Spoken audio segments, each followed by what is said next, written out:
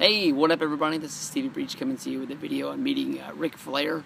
One of the wrestling legends that go on for days and days. I think that going into meeting Ric Flair at WrestleMania Access, me and freaking 88, I think we both knew that we were going to be rushed. We had this planned out to a T that we were going to want to do this. It was actually going to be freaking 88 who was going to leave Access, and he was going to get into line for us. That way we'd be able to be in the front of the line to meet Flair. We had to meet Flair and immediately get over and get to the Hall of Fame without missing anything. We were really hoping that Carlos Colon was going to be the lead-off person, be that buffer. It ended up being Lita, but we knew that at the end of the day, we needed to get our butts in a cab after meeting Rick, get our butt over to the Hall of Fame and be there. Big plans, got a huge X on him right away. Walking around the Saturday afternoon Access, the one that was packed into the middle, freaking 88 had a ticket to meet The Undertaker. I just had a general admission ticket. I walked around to the point where I got bored. It was an hour and a half wait to get into the memorabilia. It was an hour wait to get into the graveyard. All of the wrestlers' lines to meet them were just jam-packed. There was a point where I knew that whoever was in this one line was going to... Dolph Ziggler was going to switch out with Jack Swagger, and the line was ridiculous. And I was figuring, the moment Swagger walked out, I was going to be able to flip-flop with Swagger, jump into there, and there'd be no point. But nobody even moved out of the line. So basically, I walked around to the point where I was bored. I got out of the line. I walked out of Access, and I got into the VIP line to get in, so that way me and Yaya would be in the front of the line. Earlier in that afternoon session, the Big Show had a VIP experience. The Big Show, he's been around forever. I think a lot of people bought the VIP passes just to get into Access, not have to wait in the general admission line. One of the longest lines I've ever waited in, including Disneyland, was to get into that general admission Access. But he took a lot of time with his fans. I've heard that that was some of the best experiences. If you can find any videos about people meeting Big Show at WrestleMania, I'm sure they're going to be great. Big Show is one of those guys that I think when I get around to making my next top 10 wrestlers that I've met, I had a great experience meeting him at SummerSlam. But this year, his line was so long and he was taking so much time that the Undertaker VIP had to be moved out onto the floor. They had to bump somebody else that was supposed to be signing and have Undertaker sign out in the middle of nowhere land.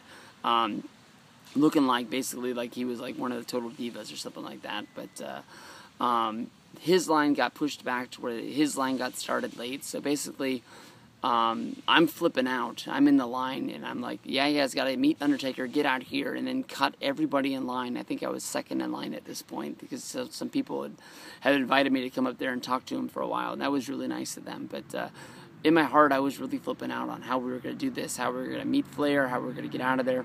Basically, by the time they let this session in, for us VIPs to get into line to meet Ric Flair, a spot that we needed to be in the very front. Miguel and Justin had just met The Undertaker. I walked in and saw them, get their picture taken, walk off, and you show their respects to the Taker and everything like that. I was just like, oh, this is not going to be good. I immediately took Miguel and I took him over to the Ric Flair line. They said, you have to go all the way out because you don't have the bracelet that you needed. And that was the proof that they needed to scan the ticket before they can give you the bracelet. It just was, fuck me.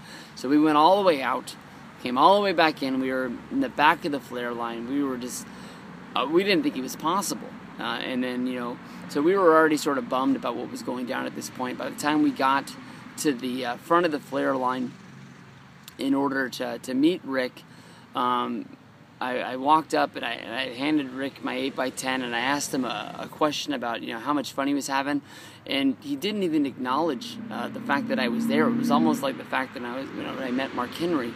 He leaned over, he was talking to his handler, and I'm just standing there looking like an idiot. And I had done the gimmick where I tried to slip an extra 8x10 in there. He slipped it to the side and he was just sort of looking at it. It was the picture from him on the Celebrity Wife Swap when he was wearing the fake mustache that was made out of paper, and he was wearing the baggy sweatshirt, and he sort of looked at it and he looked at me and I said, Rick, that was an awesome show, but what the fuck were you thinking when you cut that promo on the ham?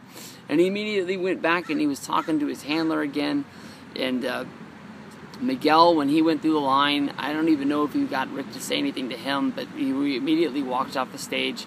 We walked about 5 feet. We looked at each other, and Miguel just looked at me and goes, "That wasn't worth it, was it?" And I was like, "No." I mean, that was probably one of the worst experiences I'd ever met meeting a wrestler, that he just signed an 8x10. He smiled for the picture, but he didn't even acknowledge the fact that we were there. I knew that we were later in the line, and I've given CM Punk some credit for the fact that when I met him, I was one of the last people to meet him. I might even have been second to last in line, that he just was done, and maybe Flair was done too.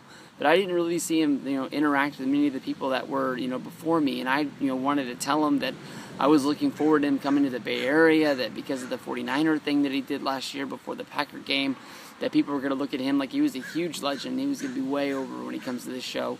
But I didn't even get, to say that. So, I mean, I'm guessing I'm looking forward to the fact that I get to meet Rick in a month and I get another chance to try and have a good, thing with him. But honestly, at this point, I can't remember what my number one worst wrestling experience meeting a wrestler was, if it was Shelton Benjamin or not last time. But Rick's going to be up there. This was horrible to spend, I think, $109 to meet a wrestling legend like this and get a picture and not even get a moment of his time to greet me with anything. So, horrible experience at WrestleMania Access meeting Ric Flair. Cross him off the list. I get to meet him again in a month. Maybe I'll be able to make up for it. Hogan was A+, Bret Hart was A+, but wow. Rick really surprised me. Really did. See you guys later. Have fun. Check out the next video.